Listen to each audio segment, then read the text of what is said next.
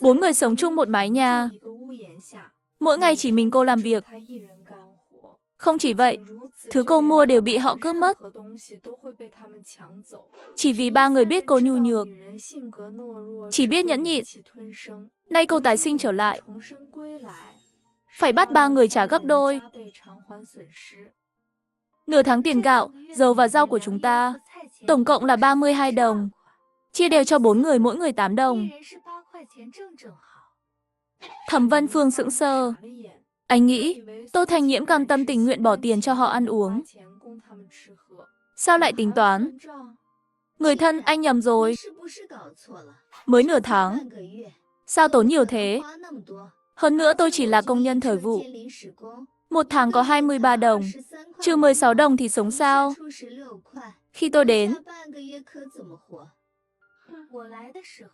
bếp thiếu đủ thứ. Không cần sắm à? Ngày nào tôi cũng xếp hàng mua thịt. Không vào bụng các người à? Thành Nhiễm, sau này sống đường hoang phí vậy. Tôi chưa nói anh. Lúc ăn thịt anh không ăn ít đâu. Được, tôi trả. Thẩm Vân Phương định không trả. Không ngờ Tiêu Động Quốc đồng ý trả ngay. Khiến anh bối rối. Người thân, tôi ăn không nhiều. Mà Tiểu Quân còn nhỏ. Cũng ăn ít. Thẩm Vân Phương, da mặt anh dày thật. Anh ăn bao nhiêu tự biết. Nhìn con anh như ma đói đầu thai. Còn nói ăn ít. Thẩm Vân Phương run lên vì giận.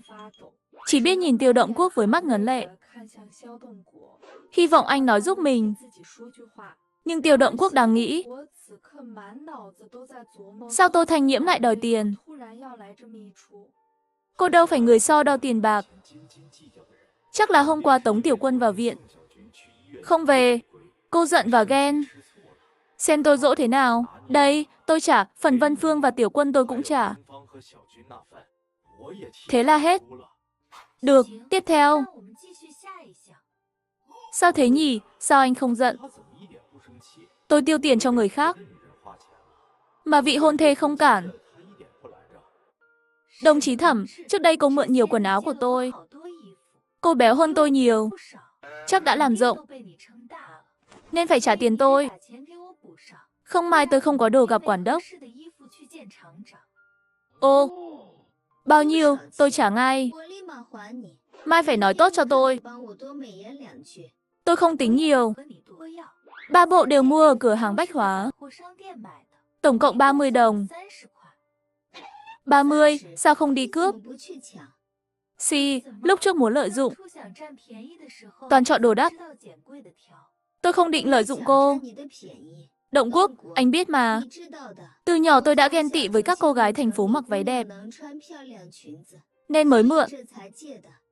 Tiêu Động Quốc, đồng chí Thẩm là em gái anh. Trông cô ấy là ân nhân của anh. 30 đồng này anh trả dùm đi. Vừa nói xong, Tiêu Động Quốc nhìn Tô Thành Nhiễm không tin nổi. Anh vừa trả tiền cho mẹ con Thẩm Vân Phương. Là để chọc tức Tô Thành Nhiễm. Ai ngờ cô không giận. Lại còn bắt anh mua 3 bộ đồ cho Thẩm Vân Phương. Thấy Tiêu Động Quốc mặt khó coi, mà chưa chịu đáp ứng. Thẩm Vân Phương lo lắng. Động Quốc, em không muốn tiền anh. Chỉ là lương em chưa nhận. Em hơi kẹt. Anh trả giúp em trước nhé. Mấy năm qua em tiêu nhiều cho mẹ con anh. Tiền viện phí cũng em trả. Anh sao có thể không có 30 đồng? Vân Phương, tôi cũng đang kẹt. Cô xem có bao nhiêu trước? Không đủ tôi bù. Thẩm Vân Phương sững sờ. Cô không tin. Tiêu Động Quốc luôn đồng ý mọi yêu cầu. Mà vì 30 đồng lại nói vậy. Thẩm Vân Phương tức giận về phòng. Rồi ôm hộp bánh ra ngoài. Sao vừa đúng 15 đồng? Không phải cô giấu tiền đi. Để Tiêu Động Quốc bù à? Không, tiền tôi đây. Thôi, Tô Thành Nhiễm. Tiền còn lại tôi bù. Sau này là người một nhà. Làm vậy làm gì? Thế có phải tốt hơn? Đúng rồi, hai người đưa phiếu gạo và tem phiếu đây. Cô lấy phiếu làm gì? Mua đồ này nọ không cần phiếu à? Sau này còn muốn ăn không? Còn cô, đồng chí Thẩm, cô còn muốn công việc này không? Không thì coi như tôi chưa nói. Tất nhiên muốn, vì công việc này. Tôi đã đưa cô 100 đồng rồi. Cô nói gì? 100 đồng là tiền thuốc và dinh dưỡng của tôi. 100 đồng mua việc văn phòng. Cô điên à? Tô Thanh Nhiễm nói càng lớn. Sân ngoài đã đông người xem. Tiêu Động Quốc vội kéo Thẩm Vân Phương. Đừng nói nữa, Thanh Nhiễm nói đúng. 100 đồng là tiền dinh dưỡng và thuốc. Việc là tự nguyện đổi. Không mua bán gì. Cô đưa tem phiếu ra mau. Thẩm Vân Phương cũng lo chọc giận Tô Thanh Nhiễm. Việc này hỏng mất. Chỉ cần đổi việc. Sau này không lo tiền và tem phiếu.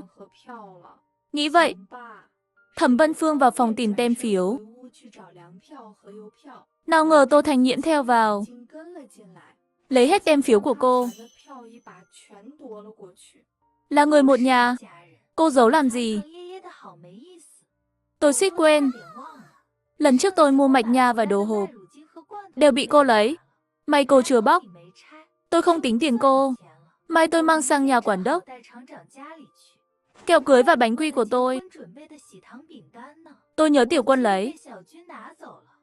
Người thân, xin lỗi. Tiểu Quân ham ăn quá. Ăn hết rồi. Thôi, đưa tiền đây. Kẹo 3 đồng. Bánh 4 đồng. Tiền mua đồ cho quản đốc cũng cô trả. Mạch nha 8 đồng một hộp. Đồ hộp 2 hộp 2 đồng 4. Tổng cộng 25 đồng 4 hào. Sao đắt thế? Lúc ăn không kêu đắt. Giờ kêu à? Cô đang không có tiền. Đợi có lương trả tôi. Không thì đừng mong có việc. Ra ngoài, Tiêu Động Quốc cũng đưa tem phiếu. Tô Thanh Nhiễm nhận hết.